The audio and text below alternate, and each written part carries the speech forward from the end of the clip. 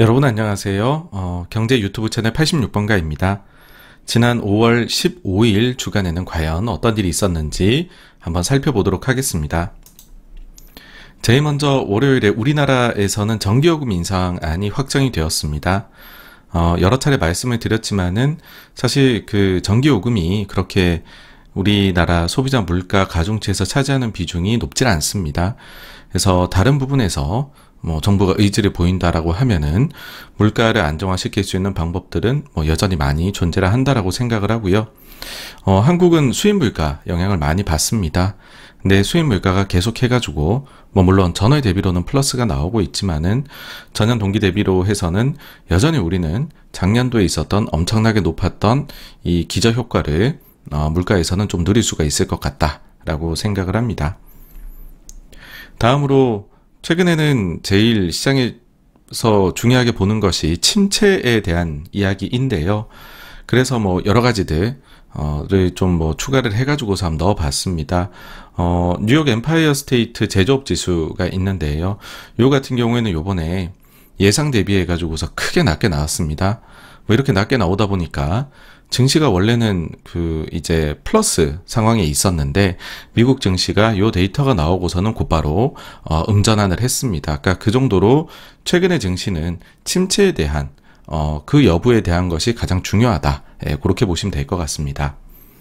다음으로 워런 버핏의 1분기 포트가 공개가 됐습니다. 그러니까 미국의 주요 투자자들의 경우에는 분기가 끝나고 45일 지난 후 본인들의 포트를 공개를 하게 되어 있는데요. 이번에 평소에도 버핏의 포트는 상당히 시장이 주목을 받습니다. 근데 이번에는 더 주목을 받았다라고 볼 수 있는데 그 이유는 뭐냐면 버핏이 얼마 전에 오마에서 미국 경제의 놀라운 시기가 끝나간다라는 발언을 했기 때문입니다. 이 발언을 보고서 두 가지로 나뉘는 거죠. 그러니까 대부분의 분들이 이렇게 보시는 것 같아요. 그러니까 증시 주식하게 나쁜 거 아니냐. 버핏이 계속해서 미국에 대해서 강조를 했었는데 이제는 미국이 좋지 않을 것 같다라는 식으로 이야기를 하니 주식시장에서 떠나야 되나? 그런 아마도 두려움이 많이들 있으셨을 것 같아요. 그러니까 그 점을 아마 이번 포트 공개에서 확인을 하고 싶었을 것 같은데, 그러니까 어떤 거냐 하면은 과연 버핏은 저렇게 이야기를 했는데 실제로 주식을 많이 팔았을까라는 거죠. 근데 포트 내용을 보게 되면은 그냥 팔 건 팔고 살 건 샀고 별로 그렇게 그러니까는 눈에 띄는 그런 움직임은 없었다. 이고 주요하게 가지고 있는 거는 그냥 그대로 다 들고 있었다라는 게 이번에 나왔습니다. 그래서 그 발언에 버핏의 미국 경제 놀라운 시기 끝나간다. 그 발언에서 뭔가 증시 전반적인 약세를 찾기는 1분기 포트만 봐서는 좀 어렵지 않나. 라는 생각이 들고요. 그래서 요게 나오니까 또 좀 시장의 안도감을 보이는 모습도 잠시 보이긴 했습니다. 특히나 또 시장의 주목을 끄는 대목은 뭐냐면 버핏이 금융주를 상당히 좀 좋아하고 오랫동안 투자를 해왔잖아요. 그러다 보니 최근에 이런 사태로 인해서 과연 금융주 관련해가지고 버핏의 포트는 어떻게 움직였을까라는 부분인데 기존에도 매도가 나가고 있던 BNI 멜론, 그 다음에 US 방콕 같은 경우에는 요번에 전량 매도가 되었습니다. 그 금액을 합쳐보면 한 14억 달러 정도가 되고요. 반면에 캐피탈원이라는 회사는 신규 매수를 했어요. 요게 한 10억 달러 정도가 됩니다. 그래서 버핏의 포트 사이즈를 생각하면 그리고 네팅해가지고 금액을 보게 되면 별로 또 금융주 내에서 특별한 모습은 없었다. 그렇게 볼 수 있을 것 같네요. 또 한 가지 추가적으로 말씀드리자면은 기존에 팔고 있었던 TSMC 요번에 전량 매도를 했다라는 거까지도 기억을 하시면 될 것 같습니다. 그리고 이날 이제 마이클 버리 포트도 공개가 됐는데 일단 마이클 버리는 지난 3월 달에 실리콘밸리 은행 사태가 터졌을 때 사태를 나쁘게 보질 않았어요. 이게 시스템 리스크로 전이될 게 아니다 라고 트윗에 적기도 비슷한 내용을 적기도 했었죠. 근데 이게 3월 말 기준 포트잖아요. 보니까는 버리는 실제로 언행 일치를 했습니다. 뭐냐 하면은 샀어요, 은행을. 지금 여러분들이 이제 이름 익숙하실 텐데 문제가 계속되고 있는 은행 팩웨스트, 그 다음에 웨스턴 얼라이언스, 그리고 이제는 망해서 넘어가 버린 퍼스트 리퍼블릭, 그 다음에 헌팅턴 방콕까지도 요번에 매수해서 가지고 있는 걸로 드러났습니다. 확실히 이제 버리는 역발상 투자에 능한 것 같고요. 다만 근데 3월 말에 저걸 샀다면 지금 상당히 고생을 하고 있을 것이다. 예, 그렇게로 보입니다. 그리고 또 좀 흥미로운 점은 버핏과 마찬가지로 캐피털 1에 샀다는 거 정도일 것 같네요. 다음 이제 화요일로 가게 되면 사실 지난 한 주 내내 반도체 주식이 좋았어요.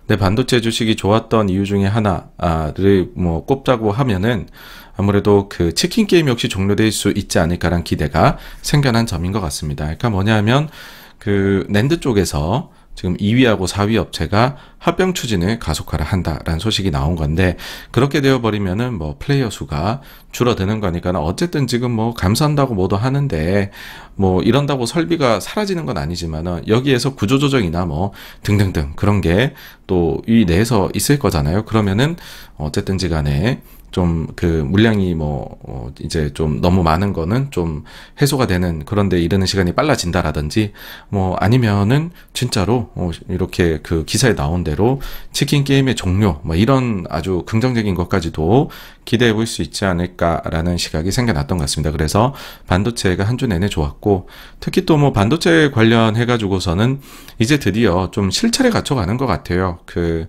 AI용으로 해서 하드웨어 쪽에 어떤 투자가 필요한가라고 할 때 구체적으로 이런 것들이 필요하다라는 뭐 그리고 이런 거에 있어서는 협업을 하겠다라는 것들이 뭐 이제 GPU 회사뿐만이 아니라 메모리 쪽에 있는 회사들에게서도 이야기가 나오고 있는 점이, 그동안에는 오로지 감산에 따른, 그래서 바닥이 잡힌 것 같긴 하다 정도에서 잘하면은 수요 쪽도 늘어날 수 있지 않을까라는 기대감이 지난주부터 생겨나기 시작을 한 것 같습니다. 한국 증시에서 최근 B2 위험이 아주 강하게 강조가 되었었잖아요. 근데 이 위험이 계속해서 좀 빠르게 감소하고 있다라는 소식도 전해드리고 싶습니다. 4월 24일 날에 코스피하고 코스닥 신용융자 잔고 합산한 금액이 20조 4,300억이었어요. 근데 5월 17일에 보니까는 18조 3,900억까지 떨어졌습니다. 이 정도 수준이면은 어느 정도냐라고 했었을 때에는요, 작년 말 혹은 올해 초 아니면은 2020년도 11월 정도 수준이라고 보시면 될 것 같습니다. 특히나 코스피는 8조 원대로까지 떨어졌습니다. 그래서 뭐 이걸 가지고서 B2를 하고 있다라고 시장이 보기에는 제가 볼 때는 그건 뭐 말도 안 된다라고 생각을 하고요. 그러다 보니까는 최근에 4월 21일에 보시면 한국투자증권에서 신용융자 신규화하는 거 금지를 시켰었잖아요. 그게 이제 지난주에는 재개가 되었습니다. 그래서 요거 관련해 가지고서는 확실히 좀 매매가 깨끗하다. 그러니까 이게 무슨 말이냐 하면은 증시가 오르고 내리는데 뭐 이제 어떤 상황에서든지 간에 너무 빚이 많다, 너무 빚내 투자한다 그러면은 그 증시 상황이 좀 건전하지 못하다 얘기할 것이고, 반대로 빚이 좀 적다라고 하면은 어쨌든 거기는 좀 건강한 것 같아 이렇게 얘기를 하잖아요. 그런 측면에서 봤었을 때에는 우리 증시 관련해서 B2 환경은 건전하다 이렇게 말씀드릴 수가 있을 것 같습니다. 다음으로 또 한 가지가요, 좀 팁을 드리자면 그 코스닥 현물하고 선물에 대한 부분입니다.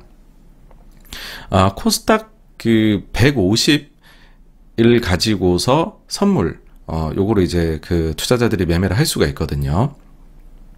보통의 경우에는 이제 선물 매매를 하면은 뭐 아주 이걸 가지고 뭐 소위 말해 빡세게 하시는 분들도 있겠지만은, 그보다는 해지 수요라든지 뭐 아니면 다른 그런 기타 소위 기관들이 하는 그런 수요들이 사실은 여기에는 더 많이 존재를 합니다. 근데 코스닥 선물을 한번 매매를 해보시면 너무 시장이 얇아요. 그러니까 거래가 코스피 선물하고는 비교도 안 될 만큼 이게 얇거든요. 그래서 매매하기가 어렵습니다. 근데 매매는 하기 어려운데 가령 그럴 수가 있잖아요, 여러분들.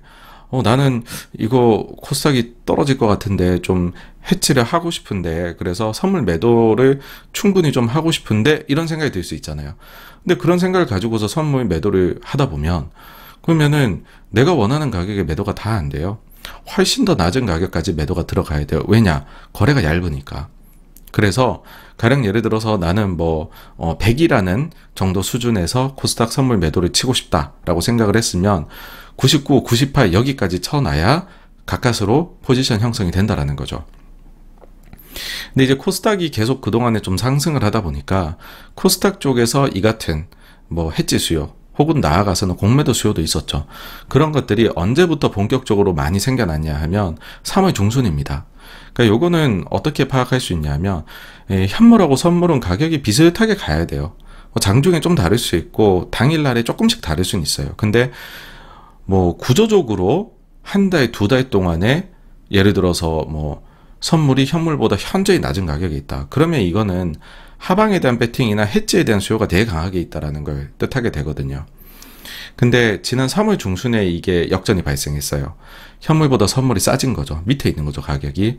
그게 계속 유지가 됐다가 딱 두 달 만에 균형점으로 다시 돌아왔더라고요. 5월 15일에 다시 균형점으로 돌아왔습니다. 그 사이에 최대 1.5%까지도 요게 괴리가 벌어졌었습니다. 네. 금요일에는 보니까는 오히려 아주 약간이긴 하지만은 선물이 현물보다 조금 더 위에 있더라고요. 네. 이런 식으로 시장의 생각이 변해간다라는 겁니다. 다음으로 중국 각종 경제 데이터가 나왔는데 예상 대비 부진했습니다. 그 전월에 보시면은 나머지는 뭐 조금 부진했는데 소매 판매가 예상 대비 좋았었어요. 그걸 가지고서 우리나라의 중국 관련된 소비주들이 막 올라가고 이런 모습도 보였었죠.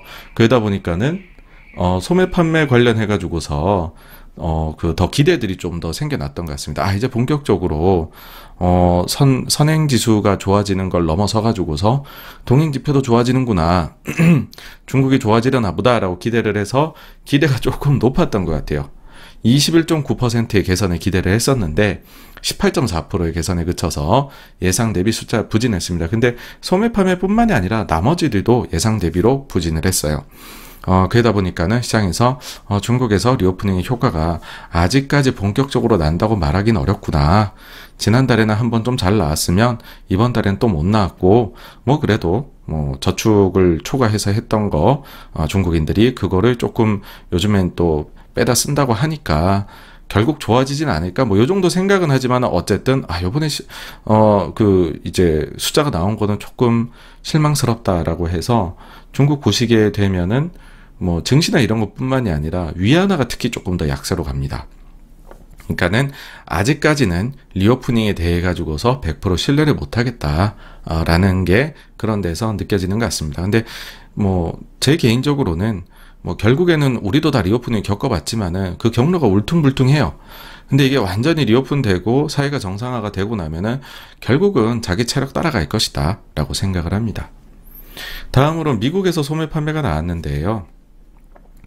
그 전에 보시면 전월 대비 계속 마이너스가 나왔었어요. 그러다 보니까는 소비가 굉장히 빠르게 식어가고 있다. 생각하시는 분들이 있었는데 이번에는 다행히 전월 대비로 플러스가 나왔습니다.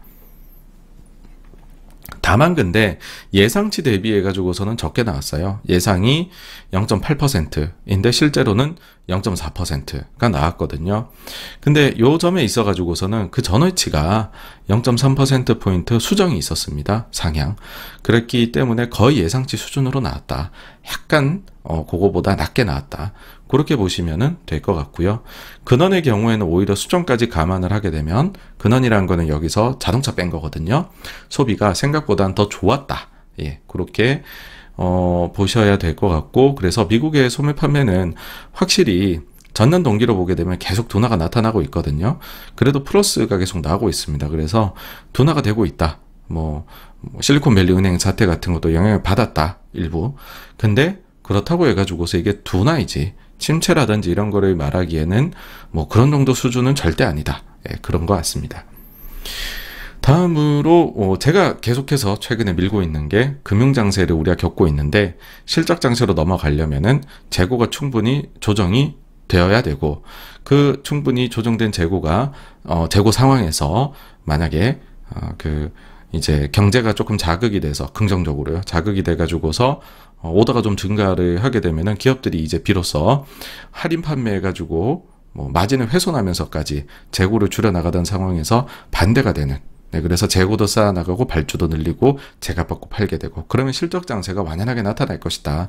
그 재고를 봐야 된다인데 이날 발표된 기업 재고 보시면 예상 대비 낮게 나왔습니다. 그래서 미국에서 재고의 조정은 상당히 잘 이루어지고 있다라고 보입니다. 그래서 총 재고 증가율 전년 동기 대비 숫자를 보시면 계속 쭉 잘 내려오고 있고요.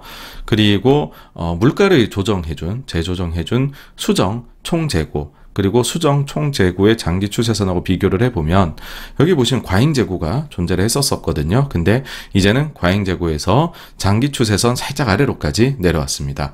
물가 상황 같은 것들을 고려를 하면은요, 여기서 추가적으로 이렇게 내려갈 것으로 보여요. 그러니까는 실적 장세로 넘어갈 재고 쪽에서의 채비는 끝마쳤다. 그렇게 봐야 될 것 같습니다. 개별 기업 단으로 들어가 보면 지난주 소매업체 실적이 여러 발표가 됐거든요. 여기서도 보시게 되면 뭐 실적이 잘 나온 데도 있고 못 나온 데도 있고 상황에 대해 여러 가지 설명들이 있는데, 제가 제일 눈여겨보는 거는 결국은 재고거든요. 근데 이제 홈디포는 재고 증가율이 30%대였다가 25, 13, 제로까지 떨어졌고요. 타겟 같은 경우에는 지난 분기 이미 마이너스 2.9%로 돌아섰는데 이번에는 더 심해졌어요. 마이너스 16.4%. 뭐 여기는 또 재고 도난의 이슈도 있기는 하지만 어쨌든 재고 수준 자체가 이제는 뭐 과소하다라고 얘기를 할 수 있을 정도의 회사도 나오고 있다 이고요. 뭐 대표 업체인 월마트 같은 경우 32, 25, 13, 0, 마이너스 7%까지로 떨어졌습니다. 그래서 재고는 이제는 별로 걱정할 게 아니지 않나 싶습니다. 다음으로 매달 소개해드리는 뱅크 오브 아메리카에서 나오는 펀드 매니저 대상 조사 결과, 요거가 또 어떤지 궁금하실 거잖아요. 결론부터 말씀드리면 또 추가적으로 부정적으로 더 갔습니다. 매니저들이. 예. 그러니까 요 흐름은 어떠냐면 조금씩 부정적으로 가다가 작년 10월 달이 부정의 피크였어요. 제일 안 좋게 봤어요. 근데 그러다가 긍정이 좀 늘어납니다. 실제 증시도 반등을 했었죠. 그러다 3월에 실리콘밸리 은행 사태가 터진 이후에 급격하게 또 부정적으로 변해가고 3개월 연속 지금 부정적으로 결과가 나오고 있습니다.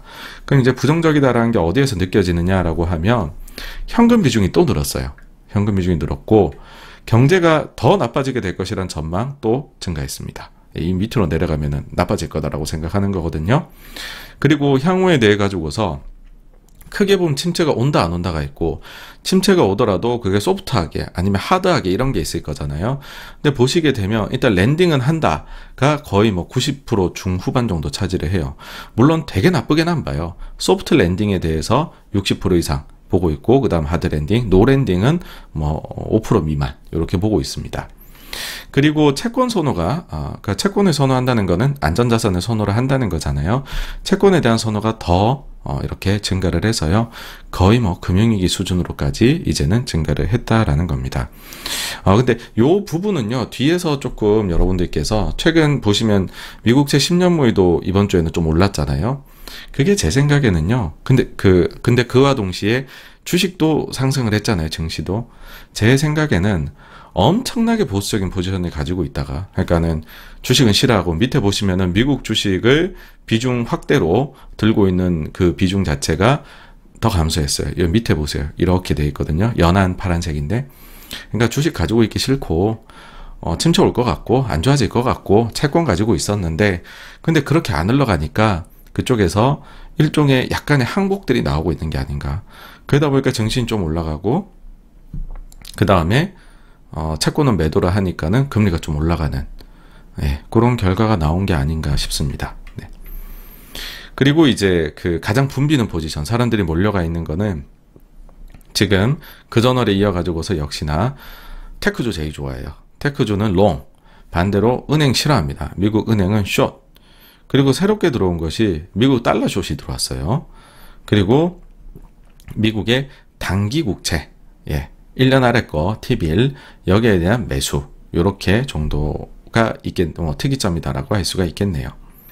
그래서 결론적으로 보게 되면은 여전히 매우 부정적으로 본다. 그러니까 여러분들 보시면은 데이터가 최근에 미국이나 뭐 여러 국가들 나오는 게, 특히 미국을 보시면은 다 좋게 나오는 게 아니거든요. 좋게 나오는 지표도 있는가 하면 나쁘게 나오는 지표도 있어요. 근데 나쁘게 나온 지표가 나왔을 때 시장이 얼마나 나쁘게 반응을 하느냐, 막 별로 나쁘게 반응을 안 해요. 왜 그럴까라고 생각을 해보면 이미 너무 많은 사람들이 너무 부정적으로 생각을 하고 있기 때문입니다. 근데 그만큼 나쁘질 않으니 이렇게 나쁜데도 시장이 별로 반응을 안 하네, 내 생각보다 사실은 좋은 건가? 라고 하다 보니, 그러니까 100명의 투자자가 있으면 가령 거기서 97명이 부정적이었다가 96명, 95명 이렇게 부정적인 사람의 숫자가 줄어들면 거기에서 떠밀려서 의심의 벽을 타고서 증시가 올라가는 거거든요. 제가 보는 최근의 증시의 모습은 그런 상황이지 않나 싶습니다. 다음 수요일 가게 되면 최근에 일본 증시가 좋다라는 얘기들이 속속 나오고 있습니다. 어느 정도로 좋냐라고 하면은 일본이 여기 버블이 터진 게 이 시점이잖아요. 그러고 나가지고서 지금 30년 만에 가장 좋은 증시를 보내고 있습니다. 예. 그래서 여기에서 한 토픽스도 그렇고 니케이도 그렇고 한 20% 정도 더 올라가게 되면은 일본 역사상 최고점을 뚫게 됩니다. 증시가요. 이 잃어버린 30년을 극복해내고 말이죠. 여기에 대해서는 일단 기본적으로 펀더멘털 요인이 있어요. 일본 같은 경우에도 기업들이 중국의 리오프닝 이런 거 관련이 있거든요. 그러니까 어쨌든 중국이 수입을 너무 안 하게 되면은 우리나 일본 같은 수출 중심의 국가들의 힘이 드는 거죠. 근데 그 부분이 좀 풀려나가고 있고, 또 한 가지가 86번가에서는 정말로 주목을 많이 해서 여러 차례 말씀을 드렸지만은 여행 수지입니다. 그리고 이 여행 수지는 고스란히 정말 안타까운 얘기지만 우리가 일본에 정말로 많이 먹여주고 있어요, 이거를. 그래서 일본 같은 경우에는 경기가 괜찮다라는 거고요. 그래서 일본 기업들도 괜찮은 실적을 발표를 하고 있습니다. 그게 펀더멘털 요인이 있을 거고요. 근데 그보다 저는 정책의 영향이 더 크다라고 생각을 해요. 무슨 얘기냐면은 일본도 대표적으로 PBR, 그러니까 이제 주가 순자산 비율이 낮은 국가 중에 하나거든요. 물론 우리가 훨씬 더 낮습니다, 일본보다. 근데 일본이 니케이 기준으로는 한 1.7배, 그 다음에 토픽스 기준으로는 한 1.4배 정도가 돼요. 미국은 4배가 넘어갑니다, PBR이 증시 자체가.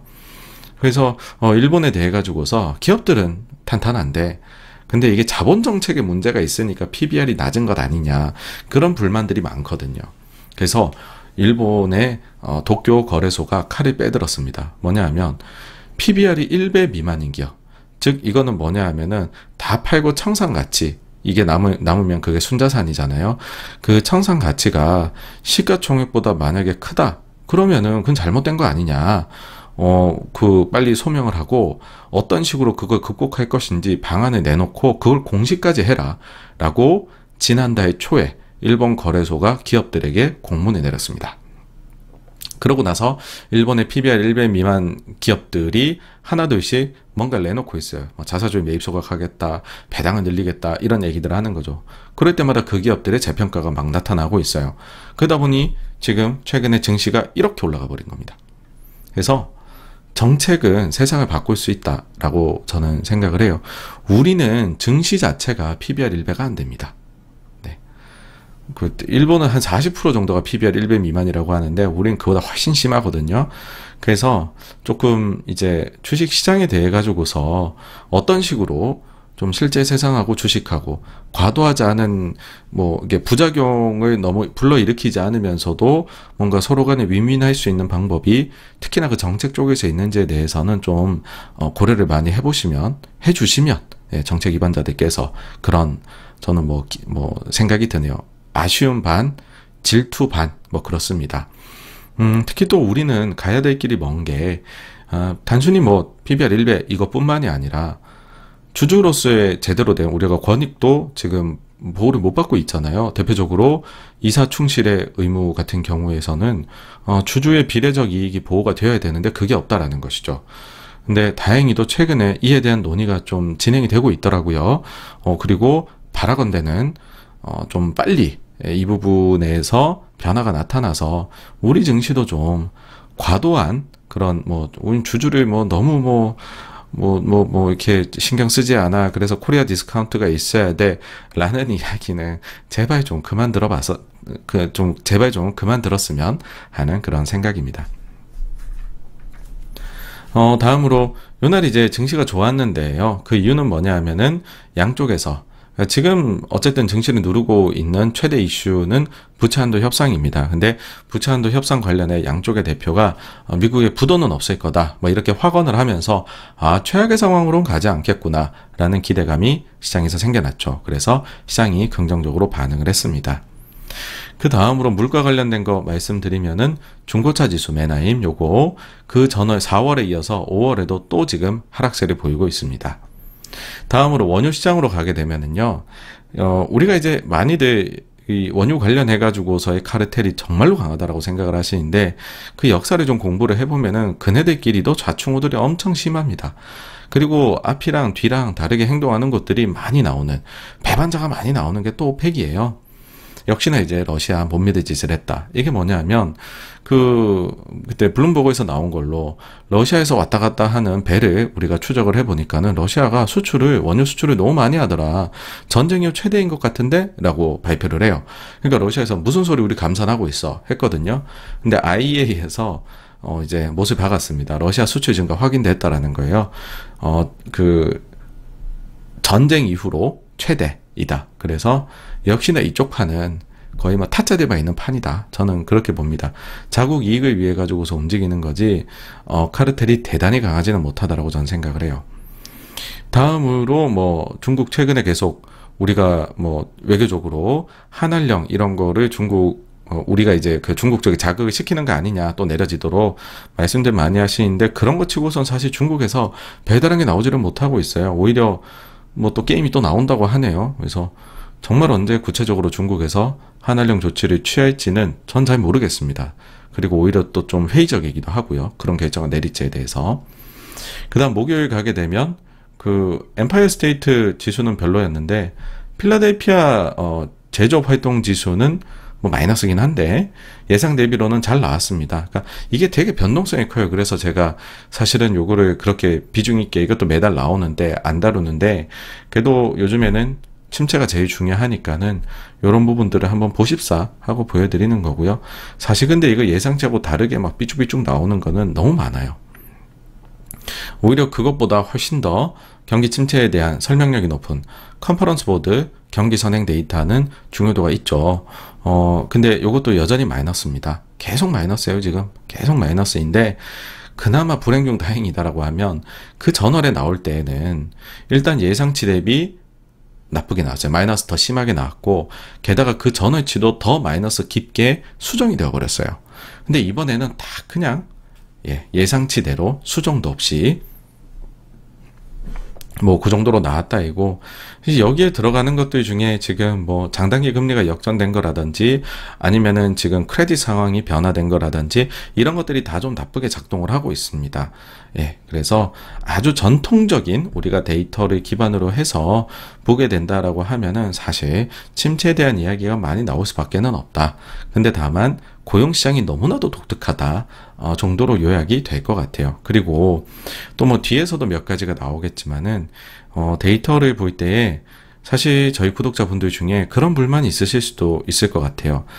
뭔가 86번가가 예전에는 중간적으로 뭐 이렇게 균형 있게 설명해 주는 것 같더니 요즘에는 보니까는 좋은 건 좋게 나쁜 것도 이거 그렇게 막 크게 별건 아니다 아직까지는 그런 식으로 얘기하는 게 너무 한쪽 편만 드는 거 아니냐 그런 생각을 하실 수도 있는데 근데 그거는요 여러분들께서 장세에 따라서 데이터를 어떻게 봐야 되는지에 대한 그 차이 때문이다라고 보셔야 됩니다. 장세는 크게 네 가지가 있죠. 금융장세, 실적장세, 역금융, 역실적이 있습니다. 이 중에서요. 데이터에 따라서 같이 움직이는 즉 현실도 좋고 주식시장도 좋은 시기가 있고 또 반대로 현실도 나쁘고 주식시장도 나쁜 시기 그러니까 요거는 일치를 하는 거죠. 그 시기가 두 가지가 있죠. 하나는 실적장세, 하나는 역실적장세입니다. 그럴 때는 데이터에 따라서 쭉 그렇게 같은 방향으로 가주면 돼요. 반대로 현실은 너무 좋지 않은데 증시만 올라가는 그게 언제죠? 금융장세죠. 그와 또 반대로 현실은 되게 좋은데 주식시장은 빠지기 시작하는 그게 언제냐? 역금융장세입니다. 여러분들이 제가 하고 있는 요 채널의 방송을 정확히 한 21년도 하반기 말 그 정도부터 해가지고서 쭉 보시게 되면 역금융장세에 들어갈 것 같아요 라고 할 때에는 기업들의 실적이나 이런 부분에 대해 가지고서 그때 실적들 막 플러스로 전년 동기 대비 계속 나오고 있던 시기였었어요. 근데 그럼에도 불구하고 이때부터는 시장이 상황이 안 좋아질 수가 있다, 안 좋아질 수도 있다 그런 얘기 드렸어요. 그때 오히려 제가 정말 많이 받았던 댓글이라든지 질문이라든지 가 뭐였었냐 하면은 이런 건 너무 좋은데 왜 그렇게 부정적으로 보고 있느냐 였었거든요. 그래서 이제 금융자가 붙어 있는 장세는요 조금 시장의 데이터에 대해 가지고서 조금 다르게 봐야 되는 장세이다라는 게 들어가고요. 그리고 방향성에 대해서 우리가 모색을 해야 되니까는 뭐 같은 데이터라도 한 번은 못 나오고 한 번은 잘 나왔고 못 나왔고 잘 나왔다라고 하면은 여기에 대해서 못 나올 때 갑자기 여러분 못 나왔으니까 지금 걱정하셔야 돼요. 잘 나왔으면 잘 나왔으니까 조금 안심하셔야 돼요. 이런 식으로 해가지고서는 그런 시기에서는 혼란만 가중시킬 뿐이지 옳지 않은 태도가 될 수도 있다. 시장을 바라보는 데 있어서 그런 점을 추가적으로 말씀을 드리고 싶습니다. 네, 그 점을 좀 염두에 두시고서 보게 되면 그런 생각을 가지고서 이 영상이 만들어지고 있구나. 그런 거를 좀 더 이해해 주실 수 있게 되지 않을까 싶습니다. 그 다음에는요, 연준 급전 사용한 게 있는데, 이게 계속 줄어드는 게 좋아요. 실제로는 많이 줄어들었어요. 근데 최근 2주 동안에는 증가를 했습니다. 물론 이제 조금 나아진 점이라고 하면은 그 전주에는 113억 달러 늘었는데, 이번에 36억 달러가 늘어서 늘어나는 폭은 줄었어요. 그렇지만 어쨌든 늘어났다라는 것 자체는 지금 돈이 필요한 은행이 있다라는 걸 뜻하잖아요. 그래서 뭐 뒤에도 지금 옐런 장관의 코멘트를 가지고 말씀을 드리겠지만은 여전히 은행 사태의 여지는 남아있다. 그리고 이 중에서 돈이 정말로 필요한 은행 존재한다. 그 은행은 문제가 또 될 것이다. 정도로 일단은 봐주셔야 될 것 같아요.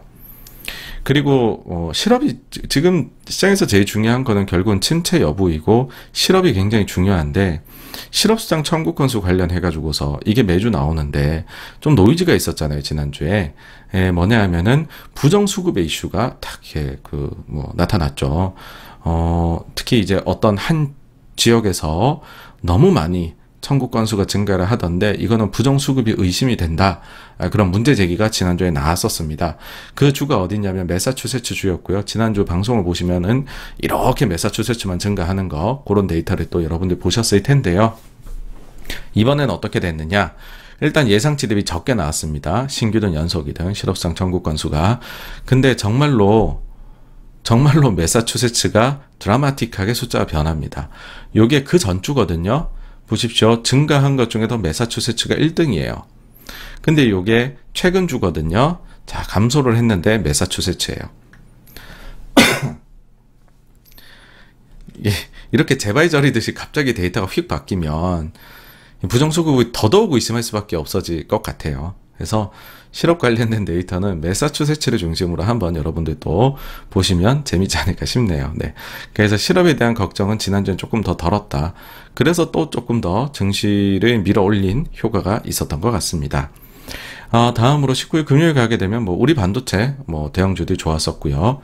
전체적으로 증시 분위기가 좋았었죠. 미국 선물 이런 것도 아시아장 동안엔 좋았습니다.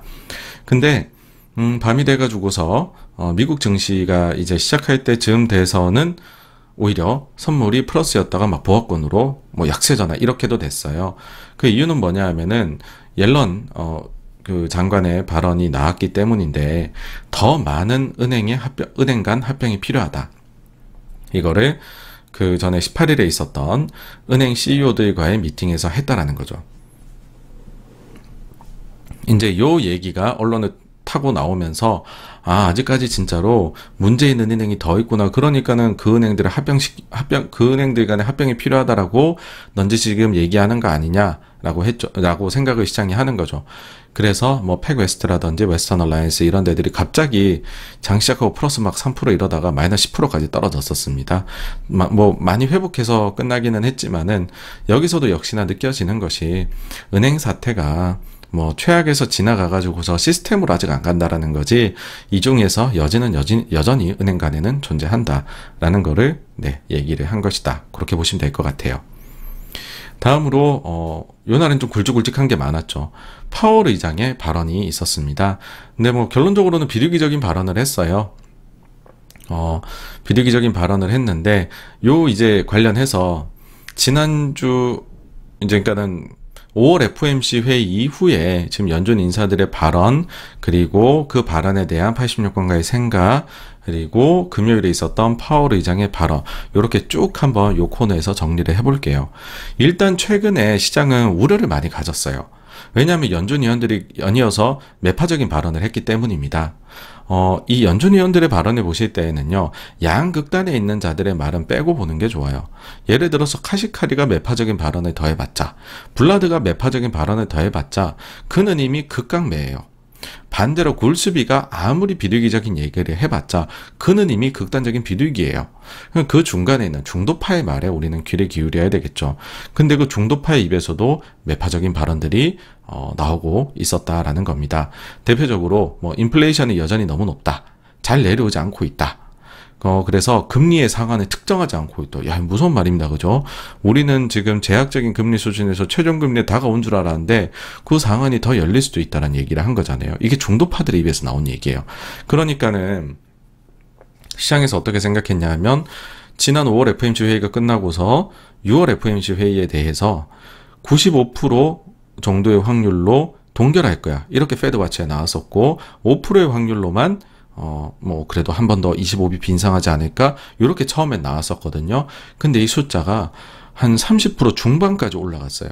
아니야, 1에 인상할 거야, 이 확률이요. 그러니까는 굉장히 시장의 기대가 빠르게 변화가 일어났던 것이죠, 일주일 사이에. 특히 여기에는 로리 로건의 매파적인 발언도 한 몫을 했습니다. 요분은 뭐라고 얘기를 했냐 하면 아직 금리 동결에 도달하지 못하였다.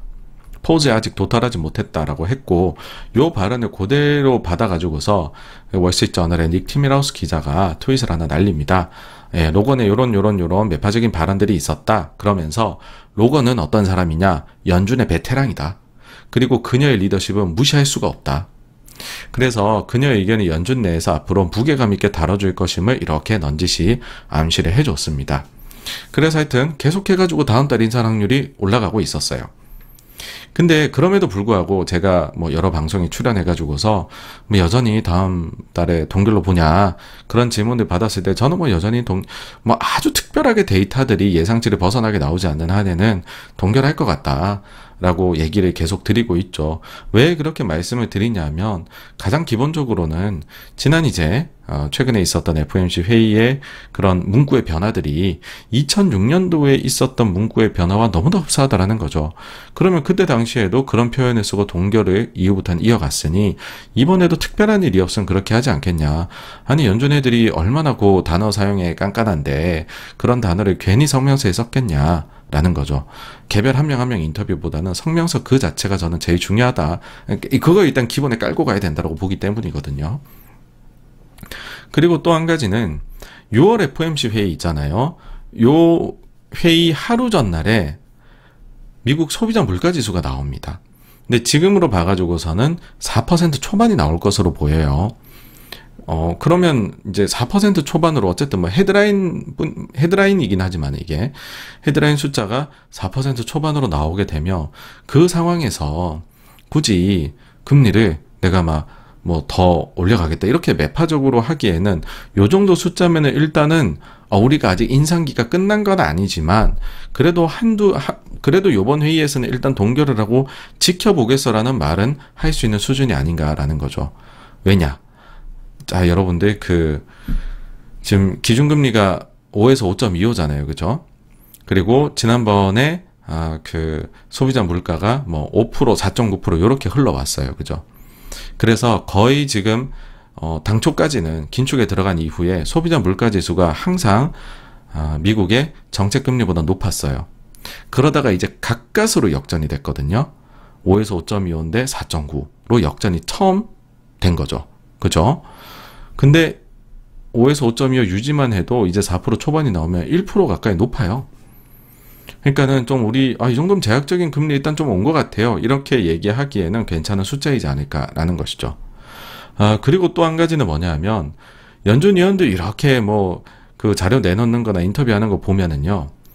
매파적인 발언은 해요. 근데 막상 제일 중요한 포인트에서는 살짝 발을 빼는 모습들이 보인다는 것도 제가 볼 때에는 뭐 그렇게까지 매파적이지 않은 것 같다라고 느끼게 된 계기입니다.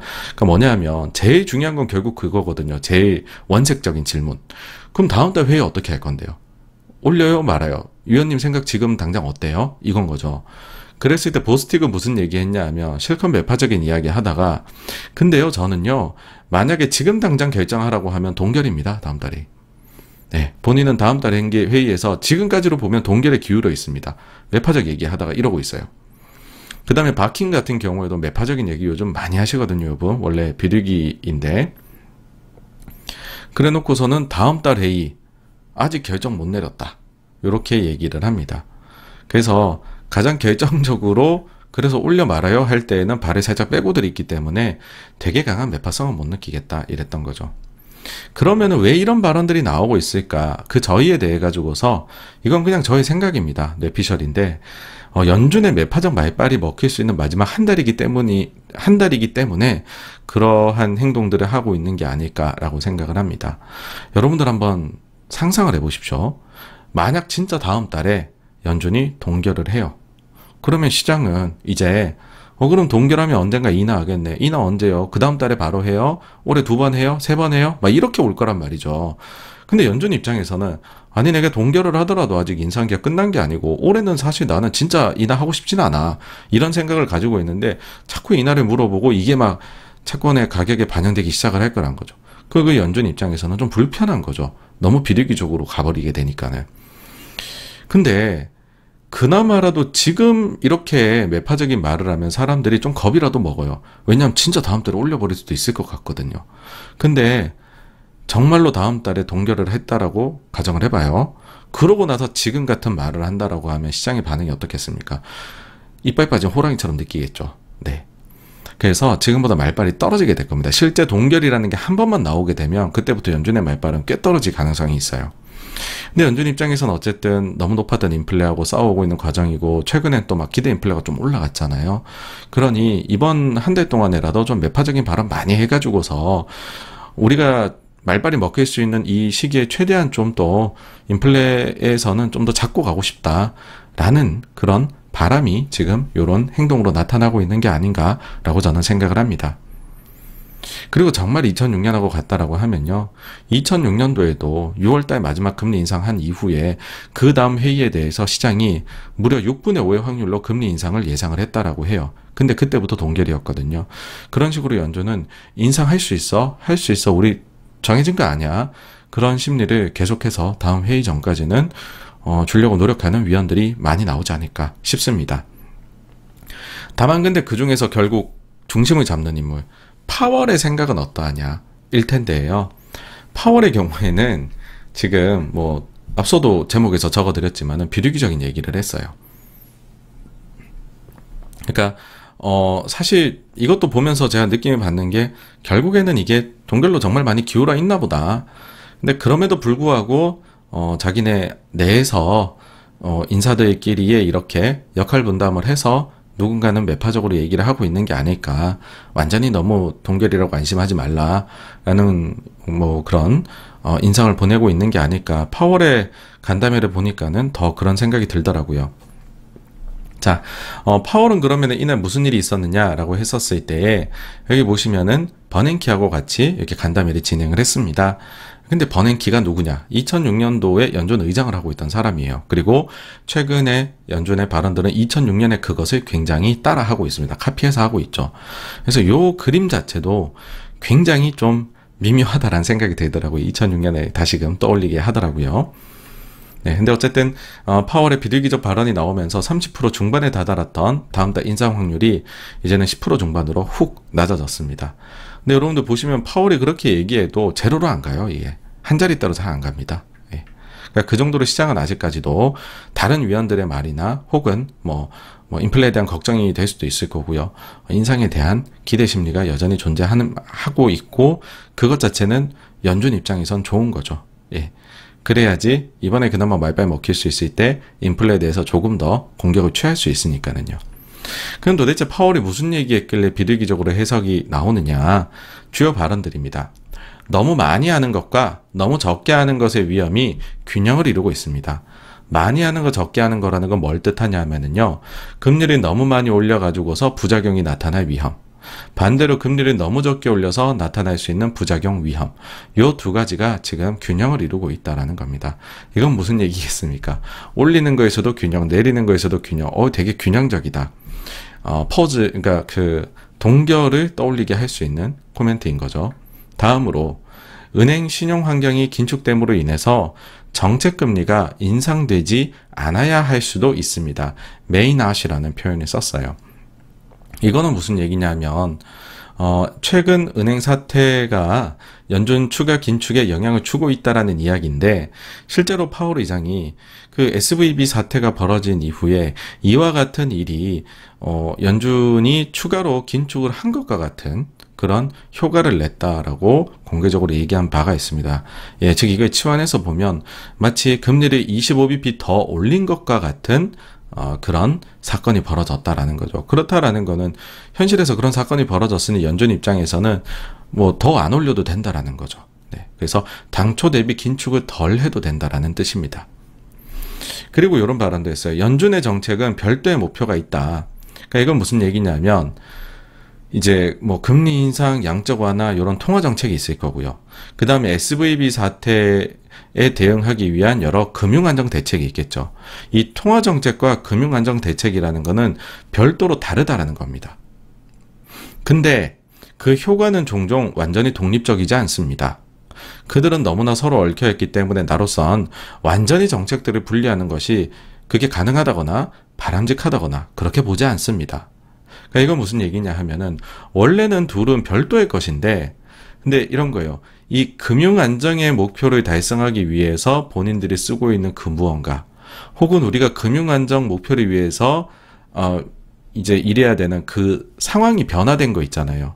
원래 그것과 통화 정책이라는 건 별개여야 되는데 사실 그것은 완전 독립적이지도 않고 서로 얽혀 있고 영향을 준다라는 거예요. 요 말하고 똑같은 겁니다. 당초 대비 이것 때문에 긴축을 덜 해도 된다는 뜻입니다. 자, SVB 사태 이후 은행 신용환경 긴축이 발생했죠. 이게 기존 연준 통화 긴축 정책에 영향을 준다. 어떻게? 긴축을 덜 해도 되게. 네. 그 다음에 이런 발언도 합니다. 정책은 제약적입니다. 그러니까 정책금리는 제약적입니다. 그리고 우리는 긴축 정책의 시차 효과에 대해서 우려를 가지고 있습니다. 그러니까 본인들이 지금까지 긴축을 해왔는데 이게 시차를 두고서 실제로 이런 뭐 실물 경기에 긴축적인 그런 이제 영향을 계속 더 주게 될 거다라는 거죠. 네. 올렸다고 해서 바로 100% 효과가 나는 게 아니라 이게 시차를 두고 나오게 되니 우리가 필요 이상으로 지금 이만큼 올렸는데도 소비를 이렇게 해? 그럼 더 올릴까? 이게 아니라 이만큼 올렸는데 소비를 아직까지 내 생각보단 더 안 해? 그렇지만 좀 기다려보자. 정책은 원래 시차가 있으니까는 좀 기다리다 보면 우리가 원하는 수준으로 둔화되지 않을까? 뭐 이런 걸 뜻하는 거예요. 요 얘기는 왜 했냐면 요 얘기 자체로 비리기적인데 최근에 이런 이슈가 있었거든요. 연준의 이제 매중에 하나인 여기는 이제 지난번에도 50bp에 대해서 이야기를 했다라고 재할인율 회의에서 나오죠. 메스터 총재가 아직 연준이요 제약적인 금리 수준에도 도달하지 못했어요 라는 발언을 했거든요. 그러니까 이건 센 발언이에요. 그러니까 뭐냐면은 5에서 5.25까지 했는데도 아직 제약적이질 않대요. 그럼 뭐 6까지 가야 되냐? 이런 얘기가 바로 나올 수 있는 거거든요. 근데 파월 의장이 일단 여기는 교통정리 해주는 거예요. 지금 정책은 제약적이다. 네. 그리고 반대로 너무 비리기적인 거에 대해서도 일침을 가합니다. 시중금리가요 연준의 전망하고 다릅니다. 그게 무슨 얘기냐면 채권 시장에 보면 계속해서 연내 금리 인하 한 번도 아니고 두 번이나 막 이런 가능성들을 내다보고 있다라는 거죠. 여기에 대해서 우리 진짜 올해는 안 할 것 같아 인하를 그런 얘기를 하는 것이죠. 네. 어쨌든 이런 발언들을 종합해 보면은 동결의 무게가 가 있다라는 게 느껴진다입니다. 실제로 그래서 시장도 그렇게 움직였습니다. 그래서 저런 발언들이 나오고 나서 시장이 또 좀 반등을 해요. 근데 그 뒤에 이제 약세로 확 돌아섭니다. 뭐 때문이냐면 부채 한도 때문이에요.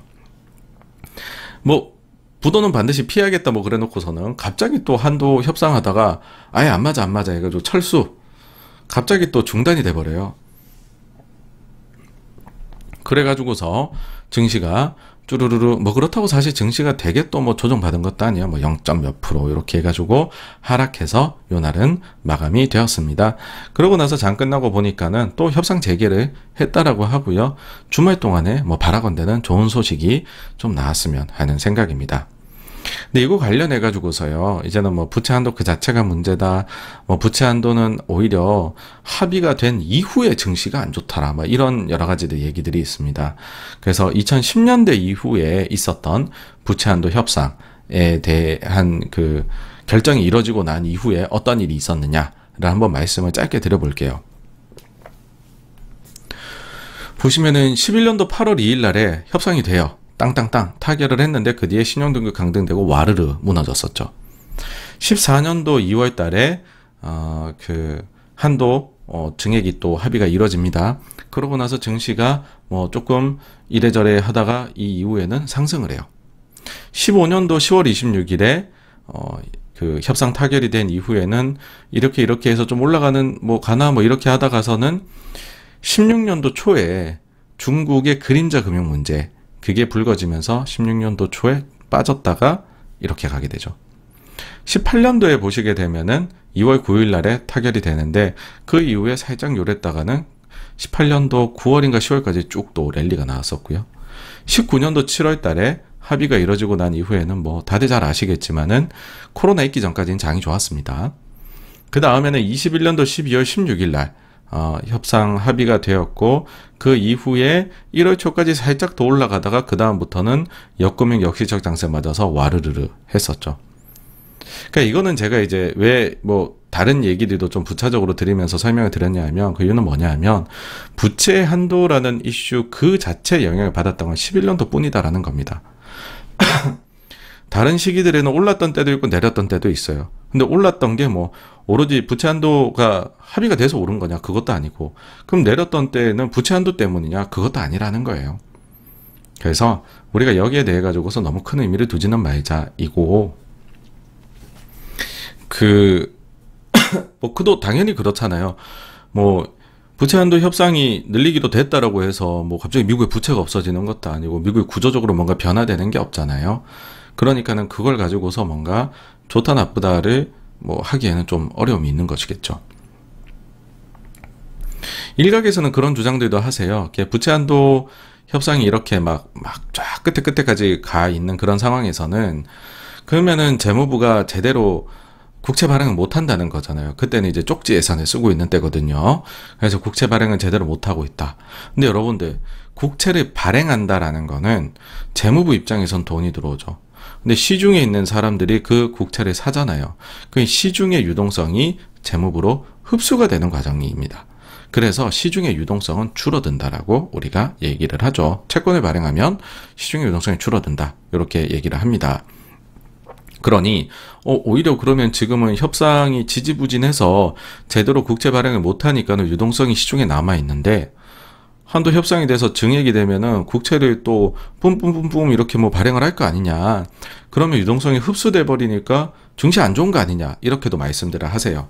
근데 왜 발행을 했습니까? 쓰려고 하는 거죠. 적자재정 펴려고.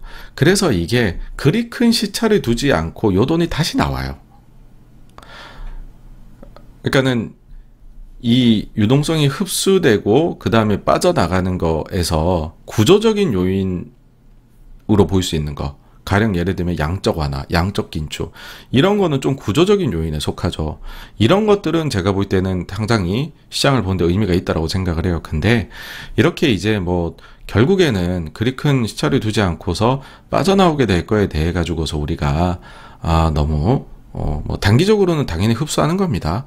근데 그거를 좀 크게 보는 거는 아니지 않느냐 생각을 하고요.